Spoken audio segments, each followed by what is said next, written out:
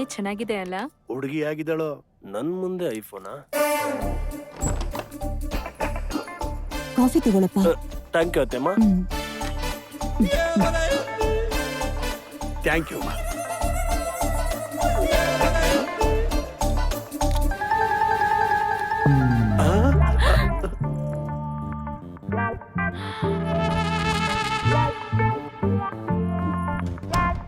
ಹೇಳ್ಬಿಡಣ ಅಂತೀರಾ? ಬೇಡ ಬಿಡು, ಮದ್ವೆ ಆಗ್ಲಿ, ಅವ್ರಿಗೆ ಗೊತ್ತಾಗುತ್ತೆ ಹಾ. ನಮ್ಮ ಟ್ಯಾಲೆಂಟ್ ಏನು ಅಂತ. ಡ್ಯಾಡಿ ಇದನ್ನು ಬಿಡಲ್ವಾ? ಚೆನ್ನಾಗಿದೆಯಲ್ಲ. ಇಲ್ಲೇ ನಿಂತಿದ್ಯಲ್ಲೇ, ಹೋಗ್ ಮಗಳನ್ ಕರ್ಕೊಂಡ್ ಬಾ. ಸರಿ ರೀ.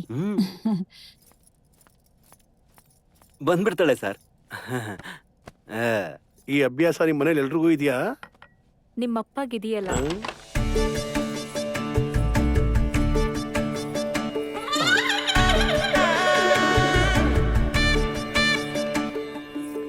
ಬಾಮ್ಮ ಕೂತ್ಕೋ. ನನಗ್ ಓಕೆ. ಅದು ಆ ಹುಡುಗಿಗೆ ಅನ್ನಿಸ್ಬೇಕು. ಅನಿಸ್ಬೇಕಲ್ವಾ?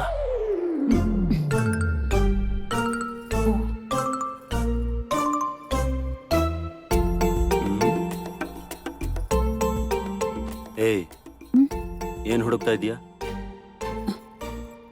ನನ್ ಫೋನ್ ಇಲ್ಲಿಟ್ಟೆ ಅನ್ನೋದನ್ನೇ ಮರ್ತು ಬಿಟ್ಟೆ ರೀ. ನೀನ್ ಯಾವ್ದನ್ನು ಅಷ್ಟೊಂದು ಈಸಿಯಾಗಿ ಮರೆಯೋಂತವಳಲ್ವಲ್ಲ.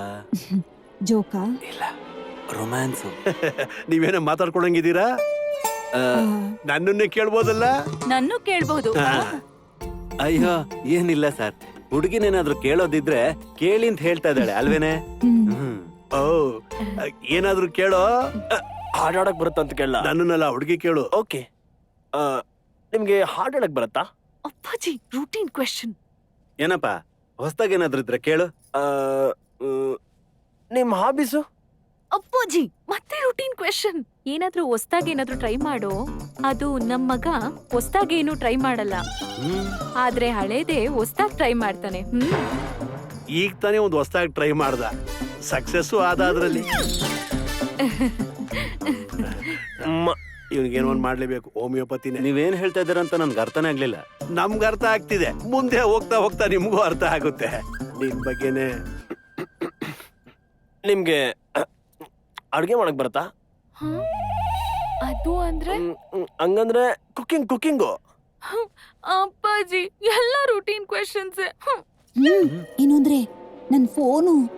ಅಯ್ಯೋ, ಎಲ್ಲೋ ಇಟ್ಟು ಮರ್ತೋಗಿರ್ತೀಯ. ಇವ್ರು ಹೋದ್ಮೇಲೆ ಹುಡುಕುದ್ರಾಯ್ತು, ಸುಮ್ನೆ ಇರು. ನೀವೇನೋ ಮಾತಾಡ್ಕೊಳ್ತಿದ್ದೀರಾ, ಅದೇನು ಅಂತ ನಮಗೂ ಕೇಳ್ಬೋದಲ್ಲ? ನನ್ನೂ ಕೇಳ್ಬೋದಲ್ವಾ? ಅಯ್ಯೋ ಏನು ಇಲ್ಲ ಸರ್, ಎಲ್ಲ ಕನ್ಫ್ಯೂಷನ್ ಆಗಿದೆ. ಏನಾದ್ರೂ ಹೊಸ್ದಾಗಂತ ಕೇಳಪ್ಪ. ಓಹೋ, ನೀವಿನ್ನೂ ಅಲ್ಲೇ ಇದ್ದೀರಾ? ಲೋ ಮಗನೇ, ಇನ್ನೂ ಹೊಸ್ದಾಗಂತೆ ಟ್ರೈ ಮಾಡೋ. ನಿಮಗೆ ಕರೋನಾ ಬಂದಿತ್ತಾ? ಡಬ್ಬಾ ಕ್ವೆಶ್ಚನ್. I accept. ಹೌದು, ಡಬ್ಬಾ ಕ್ವಶ್ಚನ್. ಫೋನು. ನಿನ್ ಕತೆ ಮುಗೀತು.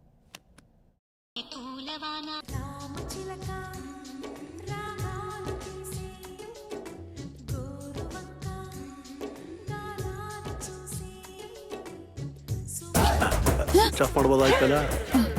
ಹೇಳಿಲ್ವಾ ನೀನು? ಏನಿದು?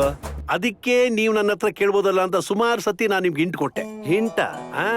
ನಮ್ ಹುಡುಗಂಗೆ ತುಂಬಾ ಆಸ್ತಿ ಇದೆ ಅಂತ ನಿಮ್ಗೆ ಗೊತ್ತಲ್ವಾ? ಗೊತ್ತಿದ್ರೆ ಅದ್ರ ಜೊತೆ ಇವನ್ಗೆ ಈ ಚಿಕ್ಕ ಕೈ ಚಳಕನೂ ಇದೆ. ಏನದು? ನಮ್ ಹುಡುಗ ಎಲ್ಲೇ ಹೋದ್ರು ಏನಾದ್ರೂ ಒಂದ್ ಗುರ್ತಿರ್ಲಿ ಅಂತ ಯಾವ್ದಾದ್ರು ಒಂದ್ ಆರ್ಟ್ ಕದಿಯೋದು ಅಭ್ಯಾಸ ಇದೆ. ಏನಿದು? ಹುಡುಗಿ ನೋಡಕ್ ಬಂದಾಗ್ಲೂ ಕೂಡನಾ? ಹುಡುಗಿ ನೋಡಕ್ ಬಂದಾಗ್ಲೂ ಅಂತೀರಾ? ಯಾವ್ದಾದ್ರು ಒಂದ್ ಟೀ ಅಂಗಡಿಗೆ ಹೋದ್ರು ಒಂದು ಚಿಕ್ಕ ಸ್ಪೂನ್ ಎತ್ತದೆ ಬರೋದೇ ಇಲ್ಲ. ಜ್ಞಾಪಕ ಉಳಿಸ್ಕೊಡಕ್ಕೆ ಅಭ್ಯಾಸಗಳು.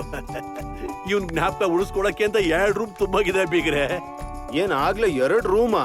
2 ರೂಮ್ ಏನ್ ಬೀಗ್ರೆ, ಒಂದು ಶೆಡ್ಡೇ ಇಳಿಸ್ಬಿಡೋಣ ಅಂತ ಪ್ಲಾನ್ ಬೇರೆ ಹೋಗಿ ಮಾಡ್ಬಿಟ್ಟಿದೀವಿ. Thank you so much daddy. ತುಂಬಾ ಅವಸರ ಇದೆ. ನೀವು ನಮ್ಮನ್ನ ಅರ್ಥ ಮಾಡ್ಕೊಂಡಿದ್ದೀರಾ, ಅದೇ ನಮ್ ಸಂತೋಷ. ಈ ಅಭ್ಯಾಸನ ಏನಂತಾರೆ ಗೊತ್ತಾ? ಏನಂತಾರ ಬೀಗ್ರೆ? ಕ್ಲೆಪ್ಟೋಮೇನಿಯಾ. ಕೈ ಕಸ್ಬು. ನಮ್ಮ ಹುಡುಗನ ಕೈ ತುಂಬಾ ಚೆನ್ನಾಗಿದೆ ಬೀಗ್ರೆ. Yes daddy. ನಾಚಿಕೆನೇ ಇಲ್ಲ ಇವ್ನ್ಗೆ, ಕಳ್ಳ ರಾಸ್ಕಲ್. ಏನು ಮಾತೆಲ್ಲ ಚೇಂಜ್ ಆಗ್ತಾ ಇದೆ? These are all my hobbies. ಇದ್ರಲ್ಲಿ ತಪ್ಪೇನಿದೆ? It's my memories. ಅಯ್ಯೋ, ಇದ್ರಲ್ಲಿ ನಿಮ್ಗೆ ತಪ್ಪೇನು ಕಾಣಿಸ್ತಾನೆ ಇಲ್ವಾ? ಹಲೋ, ಕರ್ದ್ ಕೊಡೋದು ಜ್ಞಾಪಕಕ್ಕೆ, ಹೇಳ್ದೆ ಕೇಳ್ದೆ ತಗೊಂಡ್ರೆ ಅದು ಕಳ್ತನ. ನಿಮ್ಗೆ ಕದಿಯೋದನ್ ಬಿಟ್ರೆ ಕೇಳಿ ತಗೊಳ್ಳೋದೇ ಗೊತ್ತಿಲ್ಲ. ಡ್ಯಾಡಿ, ಏನ್ರಿ ಇದು? ಹೆಣ್ಣೋಡ ಕರೆದ್ಬಿಟ್ಟು ಕದಿಯೋದು ಗಿದಿಯೋದು ಅಂತಿದ್ದೀರಾ? ಕಳ್ಳನ ಕಳ್ಳ ಅಂತ ಇನ್ನೇನಂತಾರೋ? ಅವಳು ಪ್ರೀತಿ ಮಾಡೋದನ್ನ ಹೇಳ್ಕೊಟ್ಟಿದೀನಿ, ನಿಮ್ ತರ ಕಳ್ತನ ಮಾಡೋದನ್ನಲ್ಲ. ಅವಳು ಇನ್ನು ಕಲ್ತ್ಕೊಂಡ್ರೆ ಅವಳ ಕಾಲ್ ಧೂಳ್ಗೂ ಸಮ ಇಲ್ಲ ನೀವೆಲ್ಲ. ಅಂತದ್ರಲ್ಲಿ ನಿಮ್ ಜೊತೆ ಸಂಬಂಧ ಅಂತೆ ಮದ್ವೆ ಅಂತೆ ಗೆಟ್ ಔಟ್. ಏನೇ ಕೋಪ ಬಂದಾಗ ಅದೇನೋ ನೀನ್ ಹೇಳ್ತಿಯಲ್ಲ, ಏನೇ ಅದು? I hate you. ಅದು I hate your family. I your family. I double ತುಫು ಯುವರ್ ಫ್ಯಾಮಿಲಿ. ಐ ಥೂ ಯುವರ್ ಫ್ಯಾಮಿಲಿ. ಯಾಕೋ ನಿಲ್ಲಂಗಿಲ್ಲ, ಬಾ ಇನ್ನೊಂದು ಹುಡುಗಿ ನೋಡೋಣ. ಹೋಗಿ. ಒಂದ್ ನಿಮಿಷ.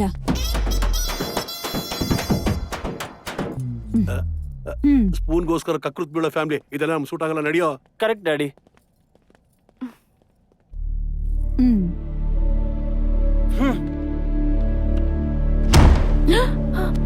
ಅಮ್ಮ, ಇದು ಕೋಪ ಅಲ್ಲ, ದುಃಖ. ಕೋಪ ಕಮ್ಮಿ ಮಾಡೋಕೆ ಕನ್ಸಲೇಷನ್ ಬೇಕು, ದುಃಖ ಕಮ್ಮಿ ಆಗೋಕೆ ನಿಶಬ್ದ ಬೇಕು. ಹಾಗಾಯ್ತು. ಅಯ್ಯೋ, thank you. Thank you. Anything else? ಏನು ಬೇಡ. Nothing. Thank you. ಅವನು ನೆನಪುಗಳನ್ನ ಕದಿಯೋ ಕಳ್ಳ ಆಗಿದ್ರಿಂದ ಜಗಳ ನಡಿಲಿಲ್ಲ ಅಲ್ಲಿ. ಸಡನ್ ಆಗಿ ಹೇಳಿದ್ರು ನಮ್ಮಪ್ಪಾಜಿ, ನಿನ್ನ ನೋಡೋದಕ್ಕೆ ಗಂಡಿನ ಕಡೆಯವ್ರು ಬರ್ತಿದ್ದಾರೆ ಅಂತ. ಏನೋ ಅರ್ಜೆಂಟಿಗೆ ಆಗೋಗಿದ್ರಿಂದ ಆಗ ಅದನ್ನ ತಪ್ಸಿದ್ದಾಯ್ತು. ಆದ್ರೆ ಹಾಗೆ ಪ್ರತಿ ಸಲ ಆಗೋದಿಲ್ಲ. ಕಾದ್ ನೋಡಿ ಎದುರಾಕೊಳ್ಳೋದಕ್ಕಿಂತ ನಾವೆಲ್ಲಾದ್ರೂ ಹೋಗಿ ಮದ್ವೆ ಮಾಡ್ಕೊಳ್ಳೋಣ ವಿಜಯ್. ಹೇಳು ವಿಜಯ್, ಏನಾದ್ರೂ ಒಂದ್ ಮಾಡೋಣ, ಹೇಳು. ಏನ್ ಮಾಡೋದು? ಏನ್ ಮಾಡಬಾರ್ದು ಅಂತ ಮೊದಲು ತಿಳ್ಕೊಂಡ್ರೆ ಏನ್ ಮಾಡ್ಬೇಕು ಅಂತ ನಮಗೆ ಗೊತ್ತಾಗುತ್ತೆ. ಮತ್ತೇನ್ ಮಾಡ್ಬಾರ್ದು?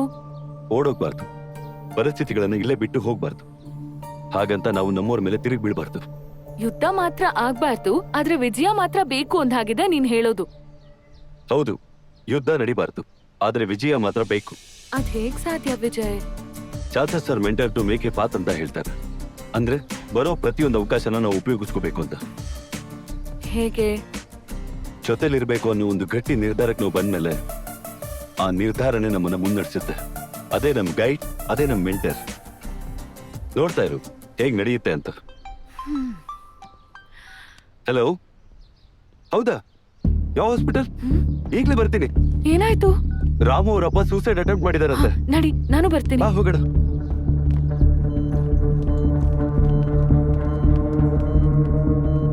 ಹೇಗಿದ್ದಾರೆ ಡಾಕ್ಟರ್? ಚೆನ್ನಾಗಿದ್ದಾರೆ, ಮಾತಾಡ್ಬೋದು. ಅಂಕಲ್, ಲೈಕ್ ಯಾವಾಗ್ಲೂ ಸ್ಟ್ರಾಂಗ್ ಆಗಿರೋ ಅಂಕಲ್ ಈ ತರ ವೀಕ್ ಮೈಂಡೆಡ್ ಯಾಕೋ ಆದ್ರು? ಅಪ್ಪನಿಗೆ ಮೊದ್ಲಿಂದನೂ ಸ್ವಂತ ಮನೆ ಕಟ್ಕೋಬೇಕು ಅನ್ನೋ ಆಸೆ. ಅದಕ್ಕೋಸ್ಕರ ರೂಪಾಯಿ ಕೂಡಿಟ್ಟು ಕೋಟಿ ಮಾಡಬೇಕು ಅಂತ ಮೇಲೊಂದ್ 50 ಲಕ್ಷ ಸಾಲ ಮಾಡಿ ಕೋಟಿ ಮಾಡ್ಕೊಂಡು ಮೊನ್ನೆ ತಾನೇ ಸೈಟ್ ತಗೊಂಡ್ರು. ಆಮೇಲೆ ಯಾರಿಂದನೋ ಗೊತ್ತಾಯ್ತು ಅದು ಅಪ್ಪನ ಹೆಸರಲ್ಲಿ ಮಾತ್ರ ಅಲ್ಲದೆ ಬೇರೆಯವ್ರ ಹೆಸರಲ್ಲಿ ರಿಜಿಸ್ಟರ್ ಆಗಿದೆ ಅಂತ. ರಿಜಿಸ್ಟರ್ ಆಫೀಸಿಗೆ ಹೋದಾಗ ಮೋಸ ಹೋಗಿದ್ ಗೊತ್ತಾಯ್ತು. ಹೋಗ್ಲಿ ಸೈಟ್ ಹತ್ರ ಹೋಗಿ ಕೇಳೋಣ ಅಂತ ಹೋಗಿದ್ದಕ್ಕೆ ನನಗೂ ನಿನಗೂ ಸಂಬಂಧನೇ ಇಲ್ಲ, ಇಲ್ಲಿಂದ ಹೋಗಿ ಅಂತ ಹೇಳಿದ್ರಂತೆ. ಕೊನೆ ಪಕ್ಷ ದುಡ್ಡಾದ್ರೂ ಕೊಡಿ ಅಂತ ಕೇಳಿದ್ರೆ ನಿನಗೆ ಯಾಕೆ ದುಡ್ಡು ಕೊಡ್ಬೇಕು ಅಂತ ಗೂಂಡಾಗಳನ್ನಿಟ್ಟು ಹೆದರ್ಸಿದ್ರಂತೆ. ₹1 ಹೋಯ್ತು, ಕೊಂಡಿದ್ ಸೈಟು ಹೋಯ್ತು, 50 ಲಕ್ಷ ಸಾಲ ಬೇರೆ. ಅವಮಾನದಿಂದ ಏನ್ ಮಾಡ್ಬೇಕು ಅಂತ ಗೊತ್ತಿಲ್ಲದೆ ಮೋಸ ಮಾಡೋರು ಓಡಾಡಕ್ಕಾಗ್ದೆ ಓಡೋಗ್ಬಿಟ್ಟೆ. ನನ್ ಕನ್ಸೆಲ್ಲ ಚೂರ್ ಚೂರಾಗಿ ಅವಮಾನ ತಡಿಲಾರ್ದೆ ಈಗ ಮಾಡ್ಕೊಂಡ್ಬಿಟ್ಟಪ್ಪ.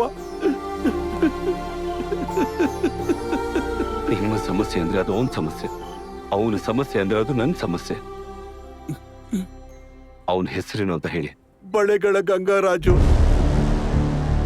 ಕಂಪನಿ ಹೆಸರು GGR ಡೆವಲಪರ್ಸ್. ಇಷ್ಟು ಸಾಕು.